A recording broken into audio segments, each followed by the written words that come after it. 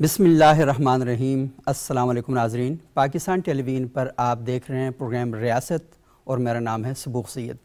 नाज़रीन, आज हम गुफ्तगू करेंगे पाकिस्तान के मुख्तलिफ़ अहम मौज़ूआत पर, और सबसे अहम और सबसे बड़ी ख़बर यह है कि गुज़श्ता शब पाकिस्तान के निगरान वज़ीर आज़म अनवारुल हक काकड़ साहब ने मुलाकात की है पाकिस्तान में जो गैर मुल्की मीडिया के यहाँ कॉरस्पॉन्डेंट्स हैं उनके साथ। और इस मुलाकात में वज़ीर आज़म ने बड़ा क्लियर कट और दो टोक अंदाज़ में ये बात कही है कि वो एक महदूद मैंडेट के साथ यहाँ पर मौजूद हैं और अपने आइनी मैंडेट से वो किसी सूरत आगे नहीं बढ़ सकते। उन्होंने ये भी कहा है कि निगरान हुकूमत का जो बुनियादी मकसद और बुनियादी काम है वो ये है कि जो इंतखाबात होंगे उनमें मुआवनत फराहम करना। इसके अलावा उन्होंने ये भी कहा है कि खुसूसी सरमायाकारी सहूलत कौंसिल को आगे बढ़ाना उनकी तरजीह है और कौंसिल के तहत ज़राअत, कानकुनी और मादनियात जैसे शोबे उनकी तरजीहात में शामिल हैं। इस मौजू पर आज हम गुफ्तगू करेंगे और हमारे साथ एक बड़ा ज़बरदस्त पैनल मौजूद है। हमारे मेहमान हैं जनाब जावेद सिद्दीक़ साहब, तजियाकार हैं, सहाफ़ी हैं। बहुत शुक्रिया जावेद साहब, आप तशरीफ़ लाए। हमारे साथ हमारे दूसरे मुअज़्ज़ज़ मेहमान हैं हसन बेग साहब, तजियाकार हैं। बहुत शुक्रिया हसन बेग साहब। हमारे साथ तशरीफ़ रखते हैं चौधरी रिजवान मीरठ साहब, पाकिस्तान पीपल्स पार्टी से इनका ताल्लुक़ है, और लाहौर स्टूडियो से हमें ज्वाइन कर रहे हैं मारूफ सहाफ़ी और तजियाकार जनाब वजाहत मसूद साहब। मैं गुफ्तगू का आगाज़ करूँगा जावेद सिद्दीक़ साहब आपसे। ये बताइएगा, वज़ीर आज़म ने कल बहुत क्लियर कट अंदाज में ये बात कर दी है कि आइनी मैंडेट जो है वो इससे किसी भी सूरत आगे नहीं बढ़ सकते, और जितना भी दायरा कार है उन्होंने बता दिया कि इसके अंदर रहते हुए हम माशी हालात को बेहतर करने के लिए और जो समाजी इशूज़ हैं उनको हल करने के लिए कोशिश करेंगे। तो क्या देखते हैं जावेद साहब आप? जो उन्होंने फरमाया वो ठीक है। जो केयर टेकर गवर्नमेंट है उसका जो मैंडेट है या जो दायरा अख्तियार है वो यही है कि वो इलेक्शंस करवाएं, सही, और फेयर एंड फ्री इलेक्शंस करवाएं होने चाहिए, बिल्कुल, और वो चले जाएं। बाकी ये जो उनका टेन्योर होता है, जो हमने माजी में देखा 90 दिन की हुकूमतों का जो टेन्योर था, उसमें वो उनका बुनियादी फोकस या तवज्जो थी इलेक्शंस करवाना। और बसा औकात ये भी हुआ है ख़ास तौर पर 90s में कि जो केयर टेकर गवर्नमेंट्स लाई जाती थी वो माशी सूरत हाल को भी बेहतर बनाने के लिए इक़दामात करती थी। सही। उस ज़माने में बड़ा क्राइसिस था फॉरेन एक्सचेंज का, और हर वक्त ये परेशानी लाहक रहती थी कि जी हमने IMF की किस्त कैसे देनी है वगैरह वगैरह। तो ये वो दौर था। तो जो केयर टेकर गवर्नमेंट है उसका काम तो यही है, लेकिन ये जो केयर टेकर गवर्नमेंट है इसका काम ज़रा मुश्किल भी है। उसकी वजह यह है कि इसके चैलेंजेस बहुत हैं। एक तो जब ये इनको ये मैंडेट मिला है, मुल्क की माशी सूरत हाल इंतहाई ख़राब है, सही, और इन्होंने ये इनहेरिट की है, ये इनको विरसे में मिली है। डॉलर की कीमत ऊपर जा रही है, इंटरनेशनल मार्केट में पेट्रोल की कीमत बहुत बढ़ चुकी है, और उसका इम्पैक्ट जो है पाकिस्तान पे है। इन्फ्लेशन या अफरात ज़र बढ़ रहा है, आम आदमी, गरीब आदमी जो है सख्त परेशान है। सही।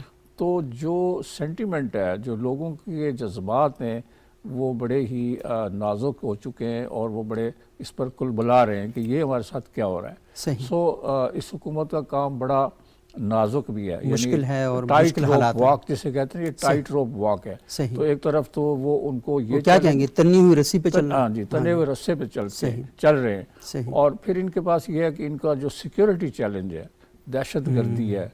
देखें आप, पिछले चंद हफ्तों में पाकिस्तान की अफवाज पर, पुलिस पर और कई दूसरी सिक्योरिटी एजेंसीज पर हमले हो रहे हैं, और इन हमलों में बड़ी तेज़ी से इजाफा हो रहा है। ये भी इनके लिए कंसर्न है। सही। तो वो ये जो हुकूमत है, शायद पाकिस्तान की तारीख में पहली मरतबा ऐसी निगरान हुकूमत आई है जिसके बहुत सख्त चैलेंजेस हैं, और वज़ीर आज़म ये दुरुस्त कह रहे हैं कि हमने सिर्फ इलेक्शन कराना है और उसके बाद चले जाना है, और हमारा कोई बहुत बड़ा लंबा चौड़ा एजेंडा नहीं है। इस बात के बावजूद कि मार्केट में ये चहमगोइयाँ हो रही हैं या क्या सराहियाँ हो रही हैं कि ये हुकूमत अपने मैंडेट से ज़्यादा अरसे तक कायम रहेगी। अच्छा, यही तो बुनियादी सवाल है जो हसन बेग साहब मैं आपसे करना चाह रहा था कि जब वज़ीर आज़म ने कि इंतखाबात करवाना है उन्होंने, और इलेक्शन कमीशन भी यही कह रहा है कि हमने इंतखाबात करवाना है और आइनी मुद्दत के अंदर करवाना है, थोड़े से दिन आगे पीछे हो सकते हैं, इस पर बातचीत जारी है वहाँ पे।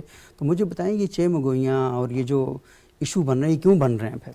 मेरा ख्याल है कि शाह साहब बात यह है कि बुनियादी तौर पे देखें, वज़ीर आज़म की बात तो बड़ी परफेक्ट है। मैं समझता हूँ कि दैट शुड बी अप्रिशिएटेड क्योंकि बहुत सारे, जैसे जावेद साहब ने भी कहा, बुनियादी तौर पे तो बहुत सारी स्पेकुलेशंस जो हैं वो हैं अभी तक, क्योंकि एक डेट जो है जो इलेक्शन कमीशन ऑफ पाकिस्तान है उसने अभी तक डेट अनाउंस नहीं की है। गो के उन्होंने वो जो कॉन्स्टिट्यूंसीज वाली डिलिमिटेशंस वाली बात थी उनको मैं समझता हूँ वो अप्रिशिएट किया जाना चाहिए कि उन्होंने 14-15 दिन पहले कर दिया है।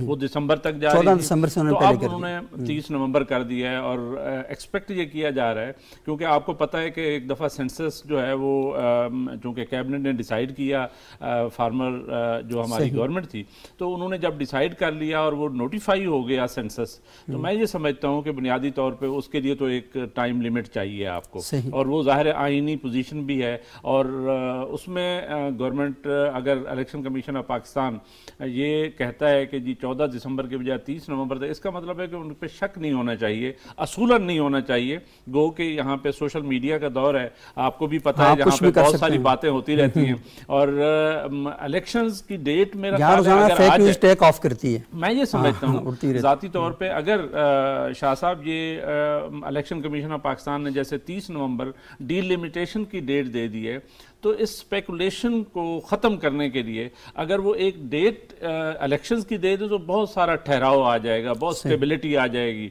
और ये जो बहुत सारे र्यूमर मांगर्स हैं उनके मुंह भी बंद हो जाएंगे, और ये जो हमारा सोशल मीडिया रोज़ एक नई कहानी जला देता है, तो वो उस पर भी ख़त्म हो जाएगा। मैं ये समझता हूँ कि बुनियादी तौर पर ये प्राइम मिनिस्टर साहब ने जो बात की उसको अप्रिशिएट किया जाना चाहिए, इलेक्शन कमीशन जो काम कर रहा है उसको अप्रिशिएट करना चाहिए, प्लस मेरा ख्याल ये है कि उनको इलेक्शन की एक डेट दे देनी चाहिए, सो दैट कि ये स्पेकुलेशन ख़त्म हो जाए कि इलेक्शन कब होंगे, जनवरी में होने हैं, फरवरी में होने हैं, मार्च में होने हैं, जब भी होने हैं, लेकिन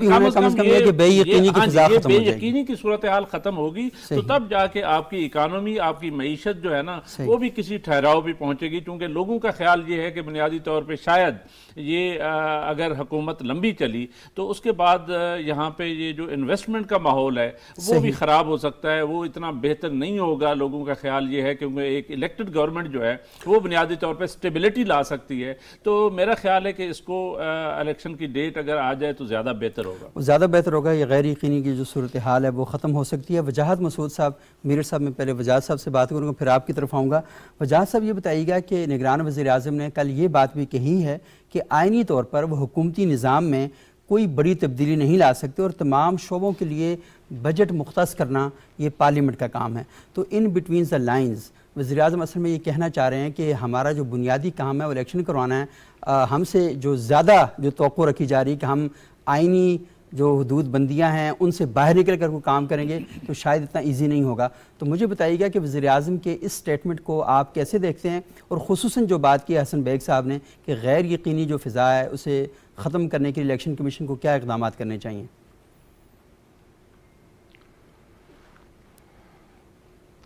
सबूत भाई, इसमें हसन बेग साहब ने बिल्कुल बजा फरमाया है। वाक़तन जो है इन हालात में ये जो स्टेटमेंट है ये सिग्निफिकेंट है। निगरान हुकूमत के ज़िम्मन में एक जो दुश्वारी रही है, पिछली जो 2010 से पहले का जो दौर था उसमें जो निगरान हुकूमतें थी ज़्यादा वो तो रहीं भाई 58(2)B के सबब से, अलावा 2002 वाले के उसमें उसकी ज़रूरत पेश नहीं आ रही थी, क्योंकि जो सूरत हाल थी वो आप जानते हैं कि वो बहुत ही हंगामी नौइयत की और बहुत इनफरादी नौइयत की थी। ये 2010 के बाद ये सूरत हाल पैदा हुई है कि आइन में हमने निगरान हुकूमत का तसव्वुर तो मुतारफ़ करवा दिया है, लेकिन उसका जो मैंडेट है उस सतह पे वो मुतय्यन नहीं है। सही। तो उस वजह से ये जो शुकूक व शुबहात पैदा होना है, और हमारे मुल्क की तारीख को मद्देनज़र रखते हुए ये कोई नई बात नहीं है। हर दफ़े जब इंतखाबात का इनेकाद जो है वो ड्यू होता है, हमारे यहाँ इस किस्म की चमगोइयाँ करने वाले, अफवाहें फैलाने वाला जो कुव्वतें हैं वो सरगर्म हो जाती हैं। लेकिन मैं समझता हूँ कि इन हालात में वज़ीर आज़म का ये कहना कि हम अपने आइनी मैंडेट से तजावुज़ नहीं करेंगे, और ये कि हमारा बुनियादी काम जो है वो इंतखाब कराना और इस दौरान में जो रोज़मर्रा के अमूर हैं वो निपटाना है। I believe it is in consonance with the mandate and the dictate of the constitution. जो दस्तूर कहता है, जो आइन कहता है, ये उससे मुताबिकत रखने वाली बयान है। इस लिहाज से मैं तो इसको अप्रिशिएट करता हूँ। सही बहुत शुक्रिया वजाद साहब। ये बड़ी अहम बात है कि वज़ीर आज़म ने एक तरह से ये इशारे दे दिए हैं कि हम अपना जो आइनी काम है वो करते हुए यहाँ से रुखसत होंगे। लेकिन मीरठ साहब, थोड़ा सा आप मुझे बताइएगा कि वज़ीर आज़म ने यह भी कहा है, क्योंकि ये जो बात हो रही है, इस बात के अंदर सबसे अहम बात यह है कि लोग परेशान हैं, महंगाई की वजह से परेशान हैं, बिजली के बिलों की वजह से परेशान है, और हम देख रहे हैं कि गुज़श्ता एक हफ़्ते से काबीना के कई बार इजलास हो चुके हैं, और उन इजलासों का सबसे बड़ा जो एजेंडा है वो यही है कि इस माशी सूरत हाल को और ये जो परेशानियां हैं लोगों की, उन्हें कैसे हल किया जाए। लोग भी परेशान हैं, लेकिन ये नहीं है कि हुकूमत परेशान नहीं है। हुकूमत परेशान है तो मुसलसल इजलास कर रही है, और वो IMF के साथ भी गए और उनसे कहा जी कि आप ये जो बिजली को बिलों वाला इशू है, इसमें कोई ना कोई रिलीफ जो है ये होनी चाहिए, क्योंकि हमारे लोग परेशान हैं। तो हुकूमत तो ये बात कर रही है। तो मुझे ये बताइएगा कि ये जो एक गंभीरता है, एक मुश्किल सूरत हाल है, इससे निकलने के लिए क्या करना चाहिए? शाह साहब, ऐसा है कि पहले तो मैं वज़ीर-ए-आज़म साहब के इस जो उन्होंने दिया पैगाम, उसको खुशैन समझता हूँ कि बरवक़्त वो इलेक्शन के हवाले से उन्होंने कहा, सही, तो उसको हमें खुशैन है। उसके बाद ये है कि जो हालात हैं वो तो आप देख रहे हैं, हम आवाम में रहते हैं, आवाम ही से आते हैं, वो बहुत मुश्किल है। इस वक्त बिजली के बिलों का एक बहुत बड़ा मसला है, सही, जो इससे पहले भी था, और आप मीडिया के हवाले से, इसके हवाले से गवर्नमेंट कर रही है, उसे इससे जल्द इक़दामात इस पे लेने चाहिए। जो भी है IMF से या कहीं भी उसके जो भी हल है वो करके उसको आवाम को रिलीफ देना चाहिए। सही, आवाम के कैपेसिटी से इस वक्त बिल ज़्यादा है, सही, इस पर उन्हें खसूसी तवज्जो दे के जो भी उसके अंदर कुछ गुंजाइश निकलती है वो निकाल के उन्हें करनी चाहिए। उसके अलावा जो भी और पेट्रोल और दीगर चीज़ें हैं, इनको गवर्नमेंट को कंट्रोल करके आवाम के लिए कहीं ना कहीं सहूलत निकालनी चाहिए। सही जी, मेरा अच्छा, ये बड़ी बुनियादी बात आपने की, लेकिन क्योंकि ये ओवरऑल अगर हम देखें तो पूरा एक माशी जो बहरान है वो मौजूद है, उससे निकलने की कोशिश भी की जा रही है। और जैसे जावेद सिद्दीक़ साहब ने शुरू में ये बात कही थी कि ये कोई आज का मसला नहीं है, ये वो कहते हैं ना कि माहौल ख़राब होते होते कोई अचानक से नहीं होता, हादसा नहीं होता, इसके पीछे भी बड़ी अरसे की मेहनत होती है। तो हम ये देख रहे हैं कि एक अरसे से ये सारी चीज़ें हमारे साथ हैं, अब ये इस जगह तक पहुँचा है। तो जावेद साहब, मैं थोड़ा सा आपसे जानना चाहूँगा कि हुकूमत हम देख रहे हैं कि जहाँ पर एक तरफ ये सारे इशूज़ हैं आइनी दायरे कार के अंदर रहते हुए, लेकिन वहाँ पर एक और जो माशी सूरत हाल है उसको बेहतर बनाने के लिए कोशिशें भी जारी हैं।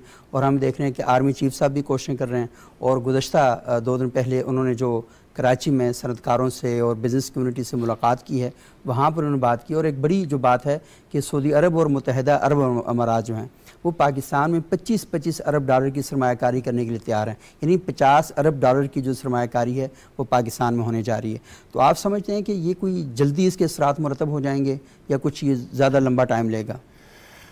सरमाकारी पाकिस्तान के अंदर जो डोमेस्टिक इन्वेस्टमेंट है और फॉरेन इन्वेस्टमेंट, ये बहुत ज़रूरी है। सही, पाकिस्तान की मईशत को, उसकी शरह नमू को बढ़ाने के लिए, ग्रोथ रेट को बढ़ाने के लिए इन्वेस्टमेंट बहुत ज़रूरी है। सही, पाकिस्तान से कई सालों से मुसलसल पैसा बाहर जा रहा है। सही, अनफॉर्चुनेटली ये बदकिस्मती की बात है सही, कि लोग जो है, पैसे वाले लोग, दौलतमंद लोग पाकिस्तान में पैसा रखने के बजाय बैरून मुल्क उसको मुंतकिल कर देते हैं, जिसकी वजह से यहाँ बेरोज़गारी ख़त्म नहीं हो रही। अगर मंसूबे लगेंगे, इन्वेस्टमेंट होगी, डोमेस्टिक और फॉरेन इन्वेस्टमेंट, तो रोज़गार के मौके पैदा होंगे। तो पाकिस्तान का जो मसला है बेरोज़गारी का, जिसकी 63% आबादी नौजवानों पे मुश्तमिल है, पढ़े लिखे भी लोग नौजवान बहुत हैं, तो उनको रोज़गार फराहम करना हर हुकूमत की ये ज़िम्मेदारी है। इसलिए मैं समझता हूँ कि फॉरेन इन्वेस्टमेंट जो है, जिस तरह के सऊदी अरब ने ऑयल रिफाइनरी लगाने के लिए कहा है, इसके अलावा और भी ममालिक ने कमिटमेंट की, चाइना तो कर ही रहा है, और UAE के बारे में कहते हैं कि वो भी तैयार है इन्वेस्टमेंट करने। कुछ और लोगों का, कतर और कुवैत के बारे में भी 50 अरब डॉलर की उनकी तरफ से भी आ रही है। तो ये बहुत बड़ा एक इनकरेजिंग और हौसला अफजा इकदाम है। ये इन्वेस्टमेंट हो गई तो पाकिस्तान की इकॉनमी को, जिसे कहते हैं ना, एक इम्पटस मिलेगा, एक महमीज़ लगेगी उस इकॉनमी को, इकॉनमी बेहतर होगी। और सबसे बड़ा पाकिस्तान का इस वक्त मसला जो है वो इकॉनमी है। और जो आपने कहा कि आर्मी चीफ ने बिजनेसमैन से और इंडस्ट्रियलिस्ट से बात की है, तो उन्होंने भी उनको ये मशवरा दिया है कि आप एक इनिशिएटिव लें। और वो जो इन्वेस्टमेंट कौंसल बनी हुई है, सही, ठीक है ना, वो भी इसीलिए है कि फ़ौज भी उसमें हो और सिविलियंस भी हों और बाकी लोग हों और सारे स्टेक होल्डर्स मिल के पाकिस्तान की मईशत को संभाले। क्योंकि पाकिस्तान की मईशत बहुत ही नाजुक सूरत हाल में, कुछ लोग तो कहते हैं कि वो इंटेंसिव केयर यूनिट में है। तो इससे निकालने के लिए, उसको बहाल करने के लिए ज़रूरी है कि सब मिलकर पाकिस्तान की मईशत को संभालें। और लोग जिस परेशानी का शिकार है, इन्फ्लेशन है, अफरात ज़र है, महंगाई बढ़ रही है और जो आमदनी है वो मुसलसल कम हो रही है, तो बहुत ही ये पाकिस्तान की जो मौजूदा हुकूमत है, केयर टेकर, इससे पहले वाली जो मखलूत हुकूमत थी PDM की, उन सब के लिए यही इशू था कि मईशत को किस तरह बहाल किया जाए। इनका भी यही है और जो अगली हुकूमत आएगी उसका भी एजेंडे के ऊपर पहला जो आइटम होगा वो मईशत की बहाली हो। सही। अच्छा जावेद साहब, ये बड़ी इम्पॉर्टेंट बात है कि इस वक्त भी मईशत का मसला है और अगली हुकूमत जब आएगी तो उसके लिए सबसे बड़ा जो चैलेंज खड़ा होगा वो मईशत की बहाली का ही होगा। हसन बेग साहब, ये बताइएगा कि इस वक्त हम देख रहे हैं कि 20 मनसूबों में ये जो आइंदा 2 से 3 बरसों के अंदर खलीजी ममालिक से सरमायाकारी पाकिस्तान आने के जो इम्कानात हैं, उसमें हम देखते हैं कि 20 मनसूबों की मंजूरी जो है वो दी गई है। उसमें अरब सरमायाकारों को कानकुनी के ज़राअत और जो IT के शोबे हैं उसमें सरमायाकारी में दिलचस्पी है। तो मुझे ये बताइएगा कि बाहर से दुनिया पाकिस्तान आना चाहती है, यहाँ सरमायाकारी करना चाहती है और हुकूमत भी यहाँ पर, जैसे अब खुसूसी एक सरमायाकारी सहूलत कौंसिल गवर्नमेंट ने बना दी है, तो आप समझते हैं कि इन सारी चीज़ों की मौजूदगी में, क्योंकि इस तरह की ख़बरें पहले भी बहुत ज़्यादा आती रहीं लेकिन हम ये देख रहे हैं कि ट्रांसलेट नहीं हो पाती, तो आप समझते हैं कि ये अब ट्रांसलेट हो पाएंगी? मेरा ख्याल है कि शाह साहब, बात यह है कि ये जो SIFC की आप बात कर रहे हैं वो एक वाइल्ड कार्ड है मेरे जहन के मुताबिक। वाइल्ड कार्ड इस सेंस में है कि ये it can go either way. मतलब पहले तो आप पॉलिटिकल स्टेबिलिटी लाएं मुल्क में, और जैसे हम पहले क्वेश्चन जो आपका रिस्पॉन्ड कर रहे थे जिसमें मेरा ये ख्याल है कि जैसे 2 इकदाम तो बड़े अच्छे, यानी PM साहब ने जो कहा वो बड़ी अच्छी बात की, और जो इलेक्शन कमीशन ऑफ पाकिस्तान ने किया वो भी एक अच्छा कदम है कि उन्होंने मतलब पहले। अच्छा, इससे आगे जो है बुनियादी तौर पे आप एक डेट दे दें। जब मैं स्टेबिलिटी की बात करता हूँ तो जब पॉलिटिकल स्टेबिलिटी होगी तो तब जाके एक यानी परमानेंट गवर्नमेंट जो है वो प्लानिंग कर सकेगी शॉर्ट टर्म, मीडियम टर्म और लॉन्ग टर्म। हमारे मसले मसाइल का हल जो है ना फौरी तौर पे कहीं नहीं है, और इसीलिए ये जो आप SIFC की बात कर रहे हैं, स्पेशल इन्वेस्टमेंट फैसिलिटेशन काउंसिल, उसकी एक अच्छी बात ये है कि उसमें हमारे सिपा सालार जो है ना वो भी मेंबर हैं, और वो शो करता है कि वो यानी सिक्योरिटी और स्टेबिलिटी के हवाले से इस ऑर्गेनाइजेशन को आगे लेके जाने चाहते हैं। अब आपको पता है उसका एक सेक्रेटेरिएट, फुल फ्लैश सेक्रेटेरिएट जो है ना वो बन गया है, बन रहा है। तो मेरा ये ख्याल है कि ये जो आप 20 मनसूबों की बात कर रहे हैं ये बड़े इंपॉर्टेंट हैं, और इसमें सबसे ज़्यादा इंपॉर्टेंट जो है वो हमारा IT सेक्टर है, जिसमें मैं आपको बताऊं कि हमारे नौजवान जो है वो जो जावेद साहब भी बात कर रहे हैं, हमारी यूथ बल जो है उसको एंगेज करने की ज़रूरत है। और मैं ये समझता हूं कि अगर यहाँ पे कोई ऐसा सिस्टम किया जाए कि हमारे ये जो यूथ है इनको IT के खाते में, E-कॉमर्स में अगर थोड़ा सा ट्रेनिंग दे दी जाए, फैसिलिटेट किया जाए और उनके लिए स्पेशल प्रोग्राम बनाया जाए, तो वो बहुत बड़ी एक्सपोर्ट्स का मतलब IT सर्विसेज और IT प्रोडक्ट्स जो है, IT सर्विसेज स्पेशली वो बहुत बड़ा यानी एक्सपोर्ट्स हमारा हो सकता है। अभी हम $2-2.5 बिलियन पे हैं, और कहते ये हैं कि अनऑफिशियली कि 2-2.5 बिलियन तो ऑफिशियली है, लेकिन 5-6 बिलियन तक पाकिस्तान पहुंच चुका है जो रिपोर्टेडली है। मैं ये समझता हूँ कि इसमें एक यानी ये चांस है कि अगर बच्चों को ये कोई 8-10-15 लाख बच्चे जो है ना इसमें ट्रेन हो जाएं, तो इसका मतलब यह है कि आपकी जो एक्सपोर्ट्स IT सर्विसेज की एक्सपोर्ट्स हैं वही $50 बिलियन तक जा सकती हैं। मैं ये समझता हूँ कि देखिए ये मिनरल्स बड़े इंपॉर्टेंट हैं, एग्रीकल्चर बहुत इंपॉर्टेंट है, और दूसरे जो सेक्टर यानी एनर्जी है, बाकी हैं जो भी इसका मैंडेट है SIFC का, ये सारे इंपॉर्टेंट हैं। और इसमें जाहिर है आपको पता है अबू धाबी पोर्ट्स ने ऑलरेडी हमारी कुछ बर्स जो है ना वो लीज पे ली हैं और वो इन्वेस्टमेंट करने आ रहे हैं। और हमारे जो एयरपोर्ट्स हैं स्पेशली इस्लामाबाद एयरपोर्ट, लाहौर और कराची जो है वो आउटसोर्सिंग की तरफ वो कर रहे हैं। ये एक पहला कदम है। ये जो हमारी स्टेट ओन्ड एंटरप्राइजेज हैं 212 जो हमारे कोई 600-700 बिलियन खा जाते हैं, मेरा ये ख्याल है कि प्राइवेटाइजेशन की तरफ जाना चाहिए फौरी तौर पे। और ये जैसे सऊदी अरब जो है वो इंटरेस्ट शो कर रहा है कि यहाँ पे एक यानी 10-11 बिलियन डॉलर की रिफाइनरी लग सकती है। और इसी तरह आपको मैं बताऊं कि यूएई, मुत्तहिदा अरब अमारात, सऊदी अरब, कतर और इवन चाइना भी मैं समझता हूं कि वो इस एग्रीकल्चर में इन्वेस्टमेंट करने के लिए तैयार हैं। और अभी आपका सी पैक का जो नेक्स्ट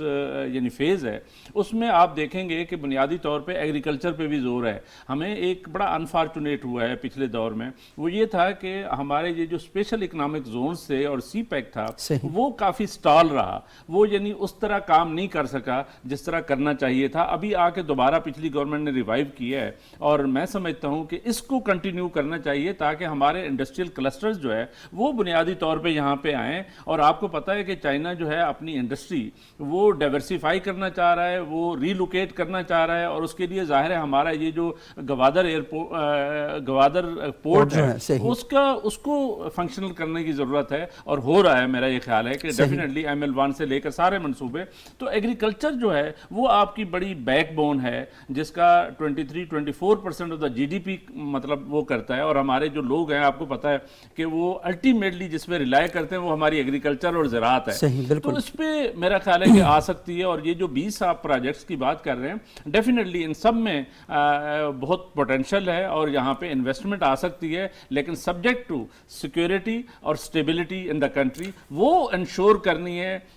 यानी हमारे पॉलिटिकल लोगों ने, हमारे सिपा सालार ने और हमारे प्राइम मिनिस्टर ने वो अगर आ जाए तो मैं समझता हूँ पाकिस्तान का बहुत पोटेंशियल है, पाकिस्तान बहुत आगे जा सकते हैं। और ये बड़ी बुनियादी बात आपने की है कि बैरूनी सरमायाकारी के लिए मुल्क के अंदर सियासी और समाजी इस्तेहकाम का होना इंतहाई ज़रूरी है। ये रिज़वान मीरठ साहब मुझे बताएं कि ये जो सियासी और समाजी इस्तेहकाम है ये कायम करना पाकिस्तान के सियासतदानों पर लाजिम है कि वो माशरे के अंदर लोगों को समझाएं, लोगों से बातचीत करें, डायलाग करें, मुकालमा करें।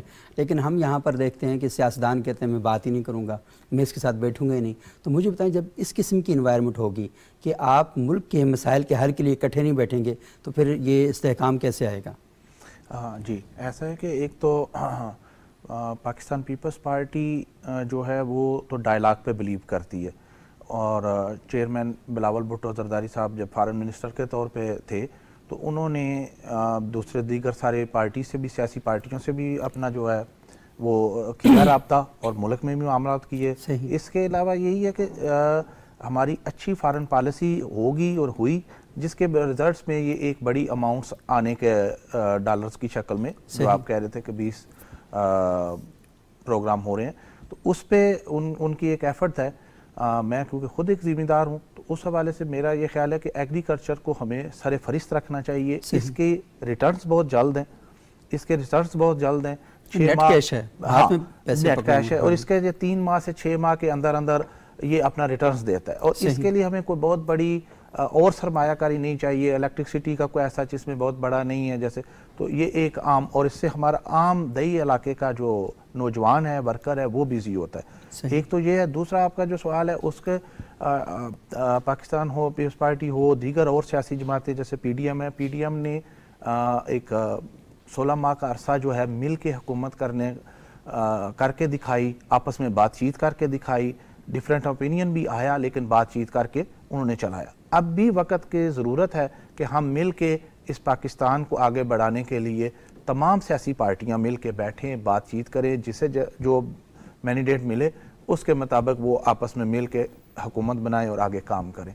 वो जो कहते थे हम किसी से नहीं बैठते, वो अब अकेले ही रह गए हैं, वो अकेले रह गए। सही।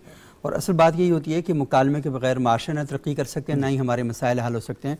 वजाहत साहब मैं थोड़ा सा आपसे जानना चाहूँगा कि बैरूनी सरमायाकार हम पाकिस्तान बुलाना चाहते हैं और पाकिस्तान में सड़कों पर तोड़ फोड़ हो रही हो, लोग यहाँ पर धरने एहतजाज किए बैठे हों, तो मुझे बताएं कि बैरूनी सरमायाकारी के लिए क्या कशिश होगी कि वो यहाँ पर आए और सरमायाकारी करें। तो ये बताएं कि जो इस्तेहकाम इसको आप किस नज़र से देखते हैं, कैसे कायम किया जा सकता है?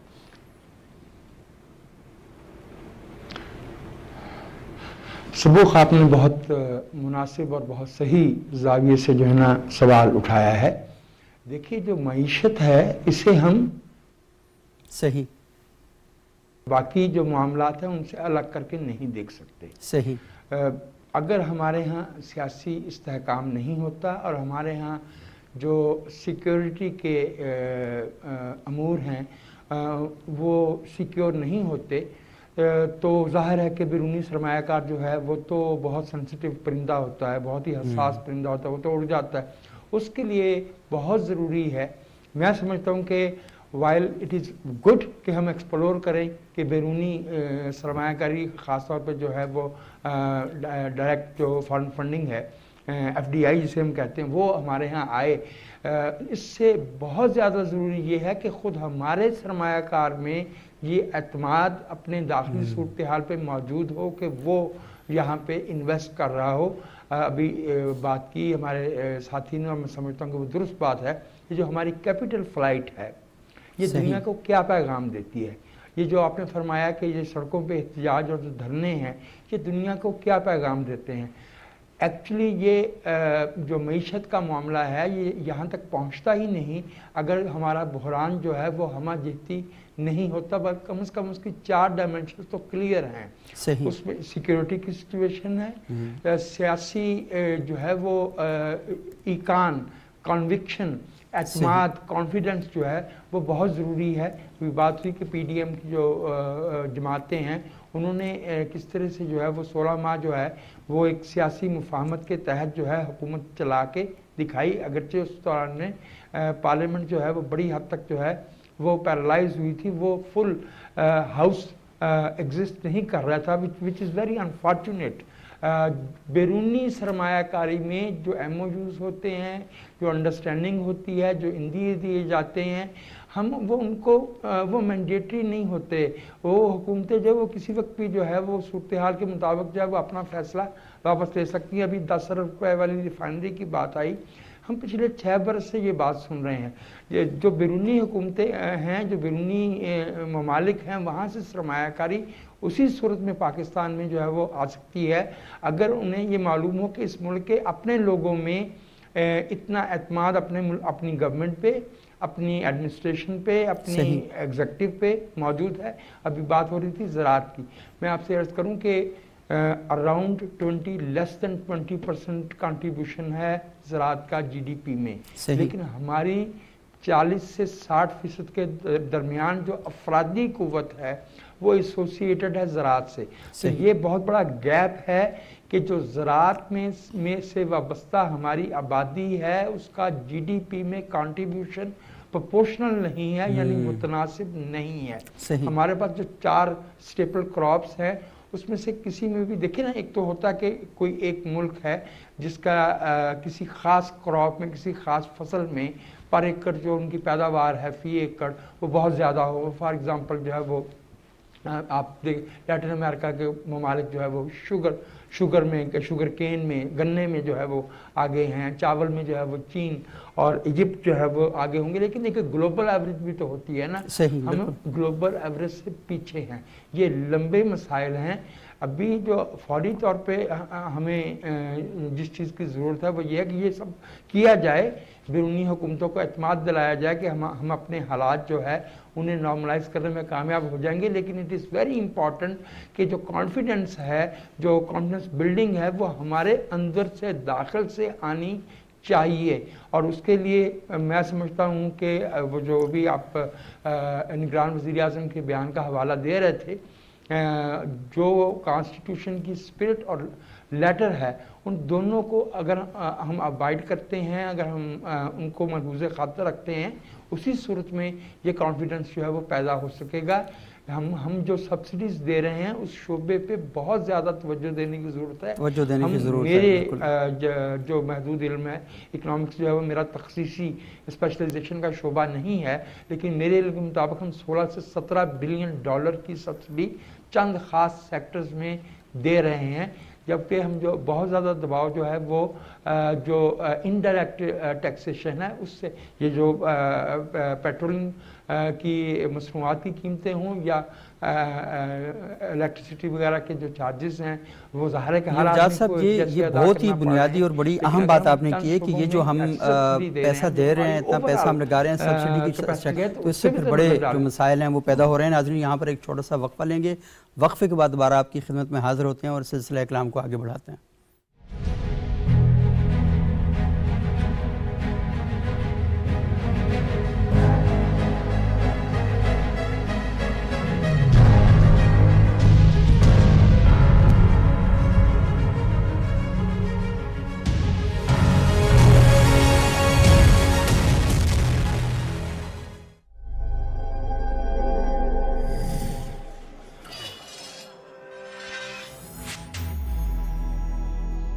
तवानाई की बचत का वादा निभाएं, मईशत बचाएं, मुल्क चलाएं।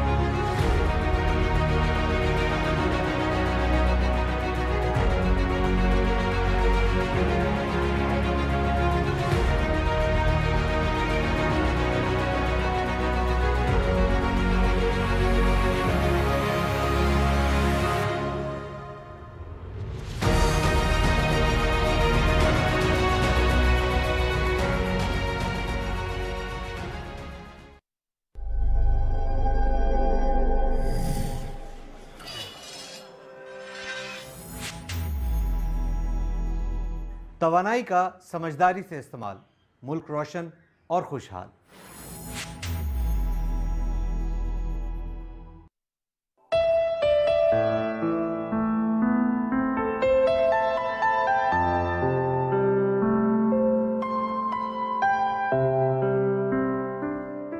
लौह भी तू, कलम भी तू, तेरा वजूद अल किताब, गुंबदे आबगीना रंग तेरे मुहीत में हबा।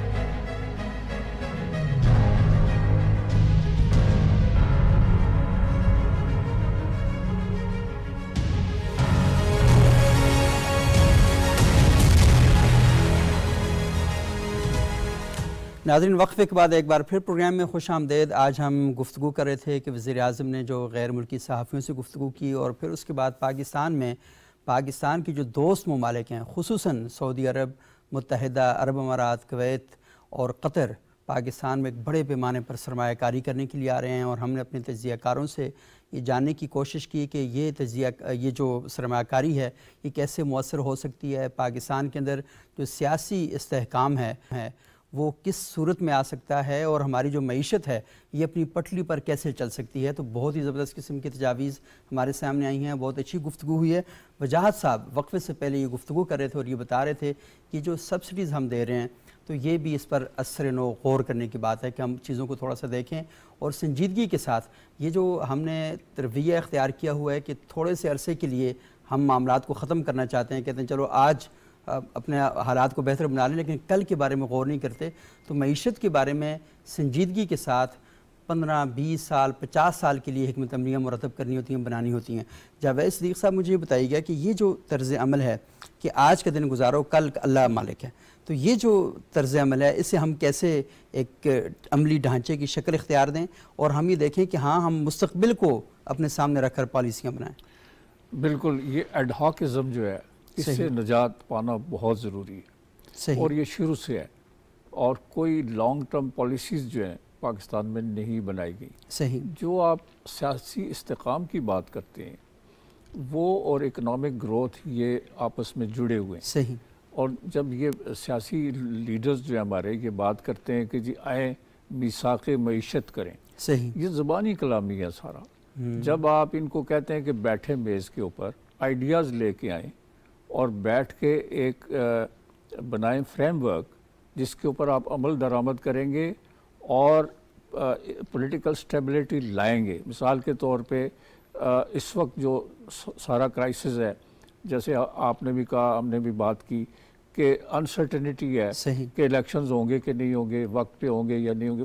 प्राइम मिनिस्टर ने तो अश्योर करवा दिया है कि हम इलेक्शंस करवाएंगे और मैंडेट के मुताबिक करवाएंगे, और ये भी कहा है कि अगर सुप्रीम कोर्ट कोई डेट देती है तो हम उसको भी फॉलो करेंगे। सही, ये बड़ी अच्छी एश्योरेंस है। लेकिन एक फ़ज़ा है गैर यकीनी मुल्क के अंदर, इसके ख़ात्मे के लिए पॉलिटिकल जो स्टेक होल्डर्स हैं, सियासी लीडर्स हैं, वो बहुत अहम किरदार अदा कर सकते हैं। जो मिसाक़े मईशत होना है वो सियासी जमातों के दरमियान होना है, और ये जो मिसाक़े मईशत है, इस मईशत को एक फुटबॉल बनाया गया है, वो उससे खेला जा रहा है, और इसलिए मैं समझता हूँ कि और मईशत फिर हमसे खेल रही है, वो हमसे खेल रही है। तो ज़रूरत इस बात की है कि सब बैठ के संजीदगी के साथ, और कुछ जैसे ये PMLN और बाकी जमातें PDM की कहती थी कि हमने अपना पॉलिटिकल कैपिटल जो है रियासत की खातर, मुल्क की खातर हमने उसको ख़त्म कर दिया या उसको कुर्बान कर दिया, तो इसका अमली मुजाहिरा करें, आएँ बैठें और एक कहें कि जी हम इस पर कोई सियासी बयान नहीं देंगे। मसलन देखें ना, इस बात पे भी झगड़ा शुरू हो गया कि चीनी जो है उसकी एक्सपोर्ट किसकी इजाज़त किसने दी। PMLN कहती है पीपल्स पार्टी ने दी, और वो कहते हैं कि नहीं हमने नहीं दी जी, वो एक कैबिनेट का और सारी CC का फैसला था वगैरह वगैरह। तो ये चीज़ें जो हैं ये ख़त्म होनी चाहिए।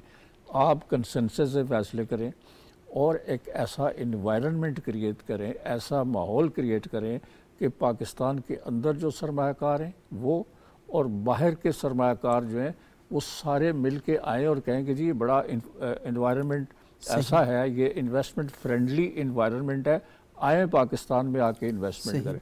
मुझे जुल्फ़िकार अली भुट्टो साहब की वो तकरीर याद है, उस वक्त तो मैं एक स्टूडेंट था, जब उन्होंने बतौर सिविलियन मार्शल एडमिनिस्ट्रेटर और सदर टेक ओवर किया, इक़्तिदार संभाला, तो उन्होंने सबसे पहला उनका ये तकरीर में था कि कैपिटल फ़्लाइट जो हुई है पाकिस्तान से, पैसा बाहर गया वो वापस लेके आए पाकिस्तान को, पाकिस्तान नीड्स दैट मनी, ये उनका स्ट्रेस था।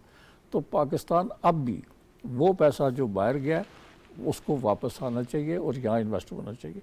एक सवाल आपका ये था कि इस क्राइसिस के अंदर जो चीज़ें एक्सपोज हुई हैं, हमारी जो इंटरनल वीकनेसेस एक्सपोज हुई हैं, उनमें एक ये भी है कि पाकिस्तान का एक अशराफिया जिसे कहते हैं, एलीट क्लास कहते हैं, या जो उमरा का मरात याफ्ता तबका है, मरात याफ्ता तबका है, वो $17 बिलियन की सब्सिडी ले रहा है। इस तरह की कई चीज़ें, मसलन बिजली के जो अब जिन लोगों को मुफ्त बिजली मिल रही है वो भी एक्सपोज हो चुके हैं। तो क्राइसिस जब होता है, जब सारी कौम सफ़र कर रही होती है, तो उन लोगों को जो कि बहुत ज़्यादा मरात याफ्ता है उनको कुर्बानी भी करनी चाहिए और वॉलंटरली आए और आकर जो सहूलतें ले रहे हैं तो कम से कम छोड़ देंगे। पाकिस्तानी जो इस क्राइसिस में हम मुल्क के लिए कम से कम ये कुर्बानी दे सकते। सो ये बड़ी इंपॉर्टेंट बात है। ये एक बड़ा अच्छा सिग्नल होगा लोगों के लिए कि चलें जी, सब अगर सफ़र कर रहे हैं, मेजॉरिटी लोगों की सफ़र कर रही है इस इकोनॉमिक क्राइसिस में, तो इन लोगों ने कोई ना कोई सेक्रीफाइस किया। लेकिन हम ये देख रहे हैं कि ऐसे माहौल में भी लोग कोई चीज़ सेक्रीफाइस करने के लिए तैयार नहीं। असल में लोगों में काइंडनेस का जज्बा नहीं है, वो नहीं है, वो रहमदिली का जज्बा नहीं है। अगर वो ये सोचें ये तो बहुत इम्पोर्टेंट है और इस पर तवज्जो देनी चाहिए। हसन बेग साहब, आप मुझे बताइएगा कि ये बड़ी इंपॉर्टेंट बात है कि सेक्रीफाइस करने का जज्बा नहीं है। आप ये कहते हैं इस कौम में बड़ा जज्बा है, और हम देखते हैं कि जब ऐसे मामलात आते हैं तो हमारी कौम इस तरह के जज्बात का मुजाहरा भी करती है। जब भी मुश्किल वक्त आया तो सबसे पहले इस कौम के लोगों ने अपने ख़जानों की और अपनी तिजोरियाँ खोली हैं और लोगों की मदद के लिए की है। तो अभी जो क्राइसिस है, क्या ये नहीं हो सकता कि हमारे उमरा और मराहत याफ्ता तबका, जैसे जावेद साहब ने कहा, वो कम से कम अपनी मराहत को तर्क करो, कहे ये नहीं, अब हमने नहीं लेना है सारा कुछ और अपने मुल्क के शहरियों के लिए सारा कुछ करना है, ताकि इसकी बिगड़ती और डूबती नैया को हम संभाल सकें। नहीं, ये एक बड़ी अच्छी बात है कि इस तरह होना चाहिए। मैं आपको बताऊं कि ये जो इंसान है बुनियादी तौर पे ये बहुत सेल्फिश होता है। ये बिल्कुल इस तरह, मतलब सारे लोग सेल्फिश नहीं होते, लेकिन मेजॉरिटी जो है वो सेल्फिश होती है। सिस्टम उसको मजबूर करता है कि उसको किसी तरीके से उस चीज़ पे लगाया जाए। आप देखें, ये तो गवर्नमेंट ऑफ पाकिस्तान ने करना है कि हमारे टैक्सेशन सिस्टम इस तरह हो, प्रोग्रेसिव हो, वो रिग्रेसिव ना हो। यानी इस वक्त तो सिचुएशन ये है कि जो टैक्स हमारे ऊपर लगता है वो गरीब आदमी भी उतना ही देता है जितना अमीर आदमी देता है। तो अब मसला ये है कि इसको कहीं ना कहीं आपको डिसकंटिन्यू करना होगा। आपको अमीर को ज़्यादा टैक्स लगाना होगा और गरीब से टैक्सेशन को ख़त्म करना होगा। वो मुझे तो इस मौके पे शाह साहब वो सागर सिद्दीकी का शेर है वो याद आ रहा है, दुख दर्द की सौगात है दुनिया तेरी क्या है, अश्कों भरी बरसात है दुनिया तेरी क्या है। सच्ची बात है, गरीब आदमी तो मारा गया है। मेरा ख्याल है कि ये गवर्नमेंट को चाहिए कि इनकी तरजीहात में ये चीज़ शामिल होनी चाहिए कि हम कोई टैक्सेशन सिस्टम को रिस्ट्रक्चर इस तरह करें, रिफॉर्म इस तरह करें कि वो टैक्स जो है वो जो गरीब जो है वो कम से कम टैक्स दे रहा हो और अमीर जो है वो ज़्यादा से ज़्यादा टैक्स दे रहा हो। इसी तरीके से अमीर से आप चीज़ें लेके गरीब को यानी कंपनसेट कर रहे होते हैं। मेरा ये ख्याल है कि उसकी बड़ी ज़रूरत है, रिफॉर्म्स की बहुत ज़रूरत है, वो करनी चाहिए और बहुत बड़ी रिफॉर्म्स की ज़रूरत है। मुझे रिजवान मिरट साहब आप बताइएगा कि पाकिस्तान की जो सियासी जमातें हैं इन हालात के अंदर उन पर सबसे बड़ी जिम्मेदारी क्या आयद होती है? लोग बहुत परेशान हैं, क्या करें, किस तरीके से सामने आएंगे इन मसाइल को एड्रेस करें? वो जी सियासी पार्टियां जो हैं वो पहले भी हुकूमतों में रही हैं, मुख्तलिफ सारी सियासी बड़ी जो मेन स्ट्रीम पार्टीज़ हैं तो वो पहले भी हुकूमत में रही हैं, उन्होंने मामलात हल किए हैं। अगर एक फ्री एंड फेयर जल्द अज जल्द एक इलेक्शन करा दिया जाए और जो आवाम के मुंतखब नुमाइंदे हैं उनको अगर हुकूमत मिलती है तो मैं समझता हूँ कि हमारे सियासतदानों में ये क्वालिटी और ये वो एलिजिबल हैं कि इस मुल्क के मामलात को संभालें और गरीब को और बिज़नेस के मामलात को संभालें, यहाँ रोज़गार पैदा करें। टैक्सेशन के ऊपर जैसे बात की इन्होंने, तो बिल्कुल टैक्सेशन के ऊपर बहुत ज़्यादा काम करने वाला है। अमीर से लेके उसकी सही तकसीम हो, लिया जाए, ये सारी चीज़ें करने वाली। माशी बहरान को हल करने के लिए एक बहुत बड़े रिफॉर्म्स के एजेंडे की ज़रूरत है और इसके लिए तमाम सियासी जमातों को और माशरे को इकट्ठा बैठने की ज़रूरत है। वजाहत साहब बहुत कम वक्त है, इरशाद फरमाइएगा कि कैसे देखते हैं ये जो एक बड़ा रिफॉर्म्स का एजेंडा ये कैसे लेकर हम आएँ? क्या इतनी संजीदगी आप देख रहे हैं?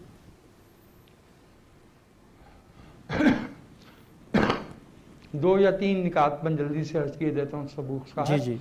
एक तो ये कि मईशत बहुत बेरहम होती है और ये इखलाकी जो अपीलें हैं ये इसमें काम नहीं आती। दूसरा मैं आपसे ये अर्ज़ करूँ कि जो मीसाक होते हैं, जो मुफाहमत होती है सियासी जमातों में, वो जमहूरी और दस्तूरी असूलों पे होती है। मईशत पे तो हर सियासी जमात का अपना अपना एजेंडा होता है।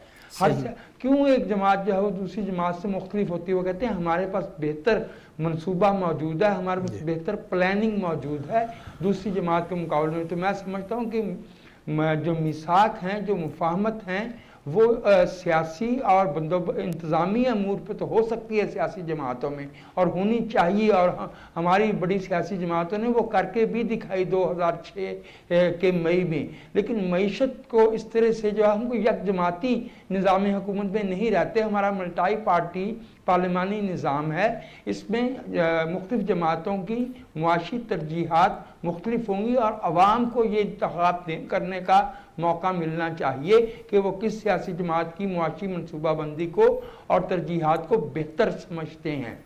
लिहाजा मैं तो इससे इत्तेफाक नहीं करता कि किसी को जो है ना वो डंडे के जोर पे कहा जाए कि आप इस मुआशी ढांचे को या निज़ाम को बेहतर करें। बाकी तो दूसरे दोस्तों ने भी बात की है, टैक्सेशन में हमें ज़ाहिर है कि डायरेक्ट टैक्सेस की तरफ जाना चाहिए और उसमें ज़्यादा रियलिस्टिक होना चाहिए। ये जो हम बहुत दफ़े टैक्स लगाना चाहिए, ज़रूरी टैक्स लगाना चाहिए। मैंने जो जितना कैलकुलेट किया है या समझा है, मेरे ख्याल में उससे कोई बहुत बड़ा फ़र्क पड़ने का नहीं है।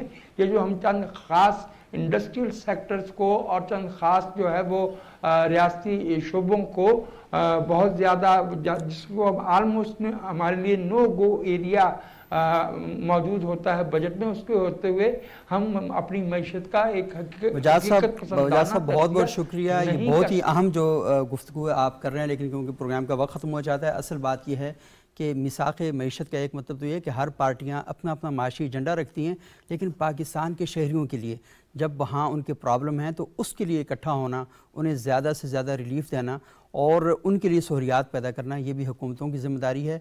हम सब आपस में इकट्ठे होंगे और इन एजेंडों पर हम संजीदगी के साथ गुफ्तगू करेंगे। हम अपनी यूनिवर्सिटीज़ को इंगेज करेंगे, हमारे जो इंटेलेक्चुअल्स हैं उनका जो कैपिटल है उसको हम डिबेट में लाएंगे, तो इंशाल्लाह हम अपने मसाइल को हल कर सकेंगे। अगले प्रोग्राम तक के लिए इजाज़त दीजिएगा। बहुत बहुत शुक्रिया।